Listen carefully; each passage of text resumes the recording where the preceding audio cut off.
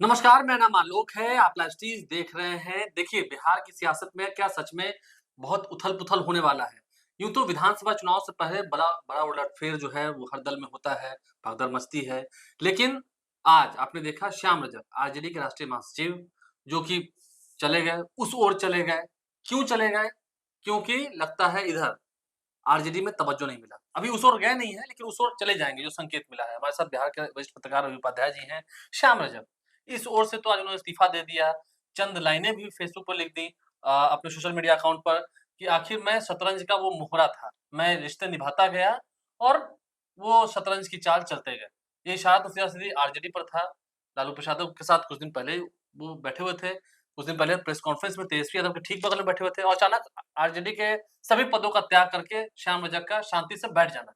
क्या संकेत दे रहा है? देखिए, निश्चित रूप से श्याम रजक राष्ट्रीय जनता दल के राष्ट्रीय महासचिव, तो उसमें कहीं कोई दो मत नहीं। और बिहार के पूर्व मंत्री, दलित चेहरे में एक बड़ा नाम और बड़े समाजवादी नेता, पूर्व प्रधानमंत्री चंद्रशेखर जो नहीं रहे हम लोग के बीच, उनके वह बहुत ही करीबी और निकट का संबंध था, उसमें कहीं कोई दो मत नहीं। बोलते हैं कि हम समाजवादी हैं। हाँ, आज इंटरव्यू में बोल भी रहे थे। निश्चित रूप से समाजवादी हैं वो, हुँ, उस विचारधारा के वो पोषक हैं, शुरू से रहे हैं, हुँ, उसके मानने वाले हैं वो माने। और जैसे कहावत है ना कि प्राण जाए पर वचन न जाए, हुँ। वो व्यक्ति हैं श्याम रजक, इस बात को मानने जो वाले। मंत्री का पद छोड़ के आए थे बिल्कुल, 2020 में बिल्कुल। अब आरजेडी में। देखिए, कल का जो भारत बंद का आह्वान था, कल ही जो सो उन्होंने फेसबुक पोस्ट किया, तो राष्ट्रीय धोबी महासंघ है, उसके वह अध्यक्ष हैं। अध्यक्ष हैं। हाँ। तो वो उस लिहाज से उन्होंने पोस्ट डाला, ना कि आरजेडी के राष्ट्रीय महासचिव के उसी समय संकेत मिल गया था। उनके चाहने वाले, उनके जो करीबी, जो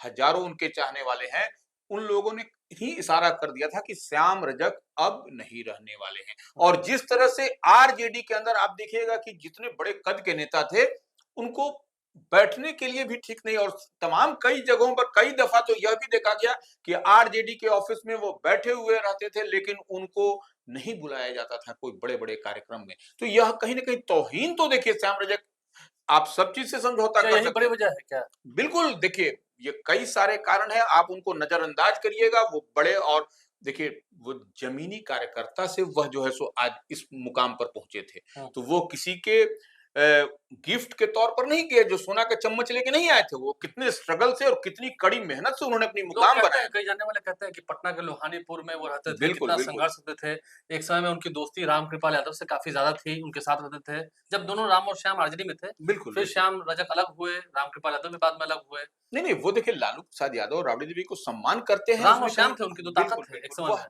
लेकिन जिस तरीके से उनको जो नई पीढ़ी है आरजेडी की, वो उनको जो सो नज़रअंदाज कर रही थी। हाँ। और तो वह कहीं न कहीं उससे वो लेकिन आहत थे। आरजेडी कहते हुए थी कि राष्ट्रीय महासचिव बनाया तो था पार्टी में, देखिए, पार्टी में जस्ट सिंबॉलिक बना करके उनको रख देना, तेजस्वी तो यादव वो अपने बगल में बिठाते थे। नहीं।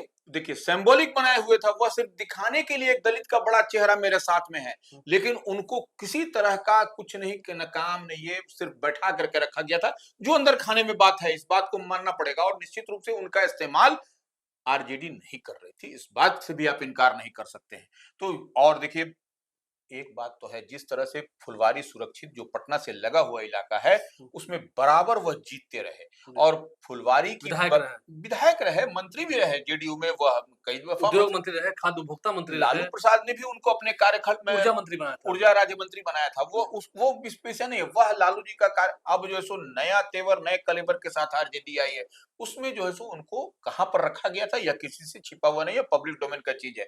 लेकिन फुलवारी जो उनका विधानसभा क्षेत्र है, उसको कितने उस बगिया में, कि वह माली थे वो, हुँ। उस माली को बगिया में कितने तरह के फूल को सबको उसको खिलाए थे, और कितने मेहनत से उन्होंने बगिया को तैयार किया था, या किसी से छिपा हुआ नहीं है। हुँ। तो वह निश्चित रूप से वहां की जनता भी चाह रही थी कि श्याम रजक फिर से हम लोगों के बीच में आए। हुँ। तो वहां की जनता की आवाज को उन्होंने पढ़ा, समझा। 2020 में जब वो गए तो विधायक थे, मंत्री भी थे, सब छोड़ के गए। इसके बिल्कुल। बाद भी उन्हें विधायक का चुनाव नहीं लड़ने दिया, वहाँ पर सीपीआई एमएल के गोपाल रविदास चुनाव जीत गए। निश्चित रूप से देखिए, उन्हें वो सीट नहीं मिली, आप अपनी देखिए सिटिंग सीट नहीं मिली। 2010 में भी वहां से रहे, हुँ, 2015 में भी जीते, हुँ। 2020 में उनको जिस तरीके से डंप करने का, राजनीतिक रूप से डंप करने का प्रयास जो है सो आरजेडी ने किया, इसमें कहीं कोई दो मत नहीं है।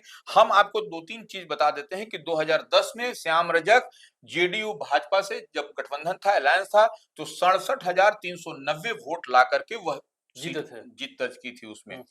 और उन्होंने हराया कि उसको था उदय कुमार जो मांझी हैं, वहाँ पर 46,210 वोट उनको मिला था। तो मार्जिन देखिए कितना का वोट का डिफरेंस था। हुँ। इसी तरह से 2015 में देखिए, 2015 में जेडीयू और महागठबंधन मिलकर के जब लड़ा था, उस समय भी 94,000 हजार से अधिक मत उनको मिला था। 94,000 से अधिक मत आए हाँ, थे। मत आया था उनको श्याम रजक को, और वहां पर जीत करके वो गए थे, और उनके खिलाफ हिंदुस्तानी अवाम मोर्चा हम से लड़े थे राजेश्वर मांझी, जो 48,381 वोट उनको मिला था। तो वो देखिए वहां का भी मार्जिन देखिए, हुँ। कहां 94 कहां 48, हुँ। तो ये मार्जिन था उनके जीत का। और 2010 में अरुण मांझी जो वहां से जीते थे, जेडीयू के उम्मीदवार, हुँ। माने हारे थे, हुँ। तो वो जीते थे वहां सीपीआई माले दीपांकर भट्टाचार्य की पार्टी से। गोपाल रविदास 2020 में 2020 की बात कर रहे हैं, गोपाल रविदास चुनाव जीत गए थे। चुनाव जीते थे सीपीआई माले के 91,124 वोट, हुँ। और 77,268 वोट जो है सो जेडीयू के प्रत्याशी लाके हार गए थे। यानी कि श्याम रजक का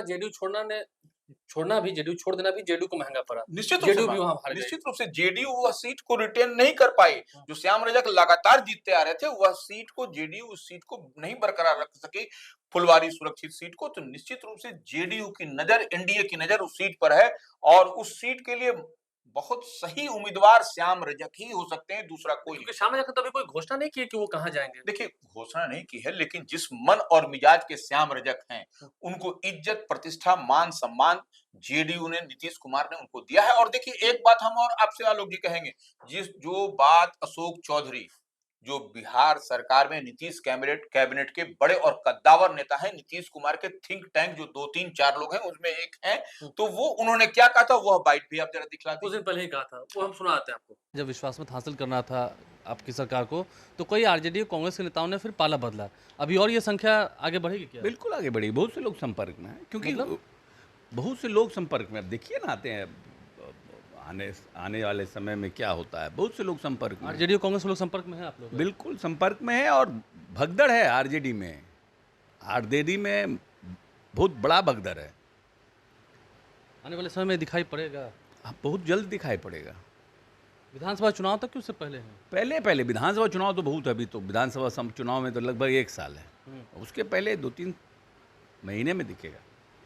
तो वो बाइट हमने सुना दी। देखिए, उसमें स्पष्ट कहते हुए दिखाई पड़ रहे हैं अशोक चौधरी कि आरजेडी और कांग्रेस में भगदड़ मचने वाली है। और वही हुआ। और शुरू यही हो नहीं, गया। ये शुरू देखिए, इससे पहले भी आप देखिए, वो उनका इशारा अशोक चौधरी का समझिए। इससे पहले बिरसन पटेल जो पार्टी का प्रदेश उपाध्यक्ष थे आरजेडी के, वह छोड़े।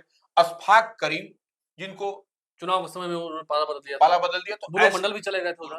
तो ऐसे कई अन्य कई बड़े-बड़े नेता अभी देखिएगा, निश्चित रूप से वह जो संकेत दिखाई पड़ रहा है, वो आपको होता हुआ दिखाई पड़ रहा है। आपको लेकिन श्याम रजक ने फिर कह रहे हैं, क्या वो जेडीयू ही जाएँगे तय है एकदम? देखिए, निश्चित रूप से मान-सम्मान तो जेडीयू उनको देगी, अब तक देती भी आई है। तो इस लिहाज से, और श्याम रजक देखिए, हम शुरू से कहें, एक बड़ा चेहरा है वो राजनीति में देखिएगा दलित समाज के एकाएक बड़ा चेहरा है, और वह देखिए कार्यकर्ता से वो उस पद पर आए हैं। जो ग्रास रूट लेवल पर उनकी पकड़ है, मजबूत पकड़ है, पैनी नजर वो रखते हैं सबका।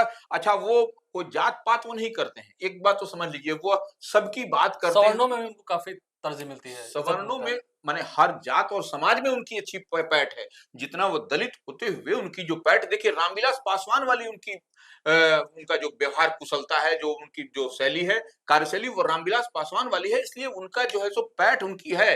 लेकिन एक बात और है, अब पंडित जी लोगों की एंट्री भी हो रही है। ब्राह्मण समाज के लोगों को। हाँ, जाति आधारित गणना में अगर हम देखें, जो सर्वे रिपोर्ट आया था, उसमें ब्राह्मणों की संख्या जो है वो हाँ, अन्य जो सवर्ण समाज हाँ, की जो जातियाँ हैं, बिल्कुल, उनसे बिल्कुल। ज़्यादा है। हम बता देना चाहते हैं, बिहार में सवर्ण जातियों में राजपूत, भूमिहार और कायस्थ हुँ। जो प्रमुख हैं, उनमें से ज्यादा है ब्राह्मणों की संख्या। हुँ। ये गन्ना में जातीय गन्ना जाति सर्वे जो पिछली बार कराई आया, तो उसमें ब्राह्मण 3.6575% है। इसी को देखते हुए देखिए, मनन मिश्रा को भारतीय जनता पार्टी ने लिया है, राज्यसभा भेज दिया। राज्यसभा भेज दिया। क्यों भाई, मिथिलेश तिवारी बक्सर से हार गए, वह एक बड़ा झोलझाल हो गया। तो ये वहां पर अब देखिए, तो हर पार्टी दे रही है तरजीह। हाँ, अब देखिए, वही हम करें, संजय झा को देखिए जेडीयू ने राष्ट्रीय कार्यकारी अध्यक्ष अध्यक्ष बना दिया, कार्यकारी अध्यक्ष बना दिया। देवेश चंद्र ठाकुर को जो है सो सांसद बना दिया, उम्मीदवार बनाया। देखिए सांसद जीत भी गए, हो भी गया। अब देखिए राज्यसभा में देखिए इसी तरह से मनोज झा को आरजेडी ने राज्यसभा में भेजा है, और ऋषि मिश्रा एक एमएलए है, उनको आरजेडी ने प्रवक्ता बनाया है। तो यह और जन सुराज तो प्रशांत किशोर पांडे, यह सब प्रशांत किशोर पांडे की ही देन कही जा सकती है। थोड़ा दबाव बन रहा है। हाँ, हालांकि देखिए संजय यादव को भी राज्यसभा भेजकर आरजेडी ने एक सोची समझी रणनीति का पार्ट बनाकर संजय यादव को जो राज्यसभा भेजा गया है वो काफी फायदेमंद है पार्टी के। बिल्कुल, वो कुशल रणनीतिकार है, तेजस्वी यादव के लंबे समय तक साथ रहे और अभी भी साथ है, तो वो रणनीति बनाते हैं। तो ऐसे में संजय यादव को भी राज्यसभा भेजना कुछ हद तक आरजेडी के लिए फायदेमंद ही रहा। निश्चित रूप से देखिए संजय झा उनके संजय यादव सॉरी संजय झा भी राज्यसभा में है, संजय यादव भी राज्यसभा हाँ, तो संजय झा जो है जेडीयू से हैं, वह आरजेडी से हैं, संजय यादव। तो ये देखिए हम ये बात बताना चाह रहे हैं कि पंडित जी भी जो हैं, उनकी भी अब जो है सो राजनीति में जो है सो बिहार की राजनीति में देखिएगा तो कहीं न कहीं उनको तरजीह बढ़ा है। हाँ, कद बढ़ा, नहीं तो अब तो वो दरकिनार कर दिए गए थे। लेकिन जन सुराज के प्रशांत किशोर पांडे के आने के बाद से कहीं न कहीं यह एक बड़ा चाल, बड़ा समीकरण दबाव बनता हुआ तो देखिए कुल मिला के तमाम जो बातें थी आंकड़ों के साथ, डेटा के साथ हमने आपको बताया है। श्याम रजक ने अब पार्टी छोड़ दिया है, वो जेडीयू की ओर ही जाएंगे। जो जानकारी है रवि उपाध्याय जी बता रहे थे विस्तार से क्या वोट परसेंटेज रहा, और देखना ये होगा जैसा कि अशोक चौधरी ने भी कहा, भगदड़ मचने वाली है। क्या सच में अभी और लोग हैं जो उस ओर जाएंगे? फिर किधर जाएंगे? जेडीयू बीजेपी किधर जाएंगे, देखना होगा। क्योंकि तेजस्वी यादव भी कहे थे ठीक है चुनाव का समय वो जाए, अपने फायदे के लिए जाए, इससे पार्टी पर कोई फर्क पड़ता नहीं। आप लाइव से बने रहें, हमारे चैनल को सब्सक्राइब कर लें, साथ साथ फेसबुक पेज भी लाइक करें। धन्यवाद।